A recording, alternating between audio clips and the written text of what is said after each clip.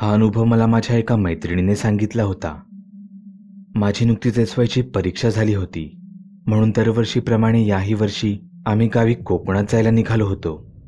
माझे आई, वडील, मी आणि माझा छोटा भाऊ असे आम्ही चौघे एका खाजगी गाडीतून प्रवास करत होतो.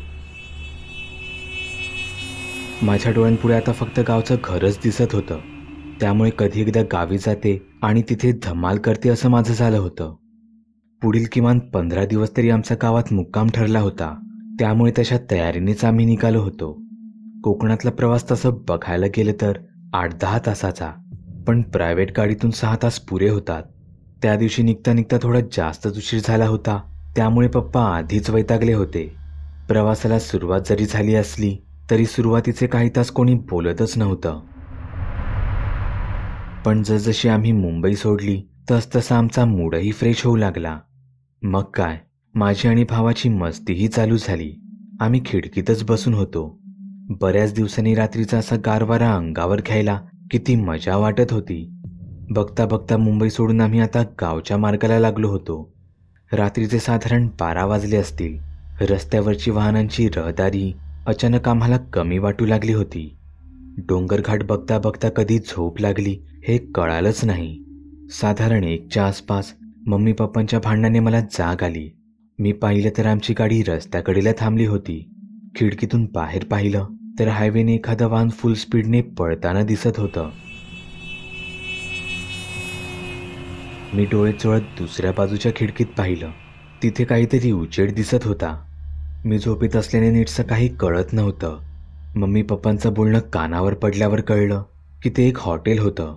मी गाडीतून खाली उतरले आणि पाहिलं तर तिथे आसपास एकही गाडी थांबली नव्हती. ज्या होत्या त्या धुळीची चादर घेऊन बंद पडलेल्या गाड्या. पप्पांनी घाई गडबडीत गाडी एका छोट्या हॉटेलाजवळ थांबवली होती. परत पाठी जायचं म्हणून त्यांच्यात वाद सुरू होता. पण मलाही एकंदरीत तो परिसर काहीसा वेगळाच वाटत होता. तिथे जरा जास्त शांतता होती. वाऱ्याची साधी एक झुळूकही येत नव्हती. समोर हॉटेल तर दिसत होतं, पण आसपास टॉयलेटची सोय होती का तेही कळत नव्हतं. आम्ही तसेच हॉटेलात आलो. संपूर्ण परिसरात आमच्याशिवाय फक्त 2च माणसं दिसत होती. एक म्हणजे हॉटेल मालक आणि दुसरा म्हणजे तिथला नोकर. आता तर पप्पांनाही वाटू लागलं की उगाच या हॉटेलात आलो म्हणून. आम्ही संध्याकाळी घरातून थोडं खाऊनच बाहेर पडलो होतो, म्हणून आम्ही जास्त काही मागवलं नाही. पण जे मागवलं होतं तेही फ्रेश वाटत नव्हतं. कसं बसं अर्धमुर्ध जेवून आम्ही हॉटेल मालकाला टॉयलेटबद्दल विचारलं. त्याने ते हॉटेलच्या पाठच्या बाजूला असल्याचं सांगितलं. जेवणाचे पैसे देऊन आम्ही पाठीमागे गेलो तर भावाची तिथे रडारड चालू होती. त्याला काहीतरी चॉकलेट हवं होतं, म्हणून मम्मी त्याला घेऊन परत हॉटेलात गेली. जेंट्सचं टॉयलेट एका टोकाला तर लेडीजचं दुसऱ्या टोकाला होतं. पप्पांना मी माझ्यापासून दूर जाताना स्पष्ट पाहू शकत होते. मी लेडीज टॉयलेटकडे बाहेरूनच नजर फिरवली. पॅसेजमध्ये एक जुन्या काळातला बल्ब पेटत होता का कुणास ठाऊक, पण आत जायला माझं मन धिजत नव्हतं. तिथे मम्मीचा कुठे पत्ताच नव्हता. शेवटी एका हाताने नाकावर रुमाल घेऊन मी आत शिरले. स्वच्छतागृहाचा प्रत्येक कोपरा घाणीने काळवंडला होता. बेसिनची पण अवस्था काहीशी तशीच होती. काचेवर काही डाग पडले होते, ज्यात स्वतःचा चेहरा स्पष्ट दिसणेही फार मुश्किल होतं. मी पुढे पाऊल टाकणार तोच एका टॉयलेटचा दरवाजा उघडला गेला. इतका वेळ आम्ही तिथे होतो, पण आम्हाला तिथे कोणतीच बाई किंवा मुलगी दिसली नव्हती. मी याच विचारात होते. तोच एक विचित्र बाई आतून बाहेर आली.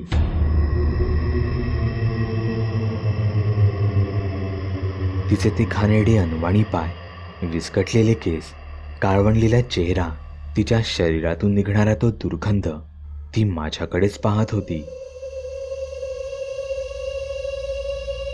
तिला पाहून माझे हातपाय गारच पडले. ते भयानक ध्यान काहीसं लंगडत बेसिनकडे गेलं, पण तरीही समोरच्या आरशातून ते माझ्याकडेच पाहत होतं. माझ्या हृदयाची धडधड वाढली होती. माझे हातपाय गार पडले होते, पण तरीही मी त्याच जागी जराही न हलता तशीच उभी होती. अचानक तिने तिचे हात आपल्या चेहऱ्याजवळ आणले. तिचे हातही तसेच घाणेरडे, काळे पडलेले. काही कळायच्या आत तिने एक हात बेसिनवर ठेवला आणि दुसरा हात आपल्या तोंडात घातला. ती उलट्या काढायचा प्रयत्न करत होती. ती आपला जबडा मोठा उघडू लागली. तिने आपला हात तोंडात अजून आत घातला. कोणी असं कसं करू शकतं? हे काहीतरी नॉर्मल दिसत नव्हतं. आणि ती भसाभसा काळ्या रंगाचा द्रव ओकू लागली.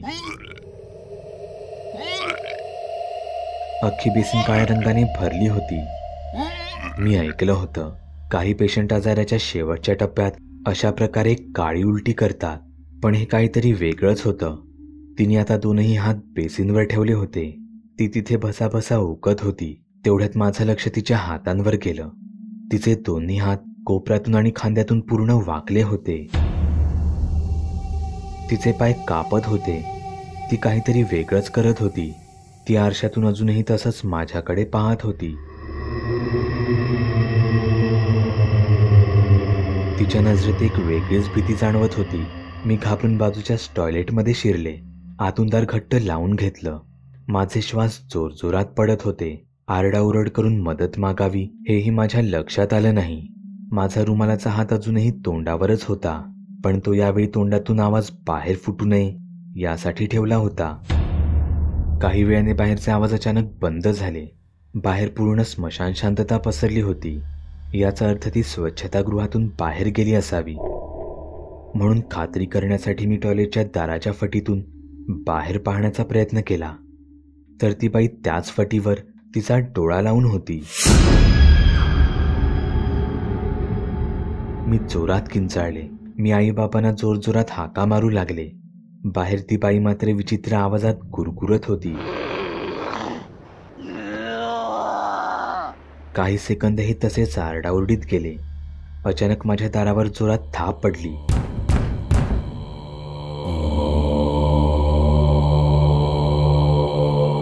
तसं माझ्या छातीत धस्स झालं. जीव जातो की राहतो असं वाटू लागलं. पण माझ्या कानावर माझ्या मम्माचा आवाज आला. तीच बाहेरून टॉयलेटचं दार ठोकत होती. पण मला अजूनही खात्री नव्हती. मी फटीतून पुन्हा एकदा बाहेर पाहिलं. बाहेर खरंच मम्मा उभी होती. माझ्या जीवात जीव आला. मी लगेच बाहेर येऊन मम्माला मिठी मारली. काही सेकंदातच मला त्या बाईची आठवण झाली. मम्मा जर इथे होती तर ती कुठे गेली? मम्मा, ती बाई, ती कुठे आहे? बाई? कोण बाई? थांब, असं म्हणत मी त्या बेसिनजवळ गेले. बेसिनच्या चारही कडेला खरंच डांबरासारखं काहीतरी काळं चिकटलं होतं, पण ते सुकलेलं होतं. मी मम्माला अक्षरशः खेचत बाहेर आणलं. अगं काय करते आहेस? मला तर जाऊ दे. नाही, नको. आपण हवं तर पुढच्या हॉटेलातील वॉशरूम वापरू, पण इथून आधी चल. असं म्हणत मी तिला कारपर्यंत घेऊन गेले. मला आजही खात्री आहे की तो माझा कोणताही भास नव्हता. तिथे ती बाई खरंच होती. पण प्रश्न होता, ती अचानक गायब कशी झाली?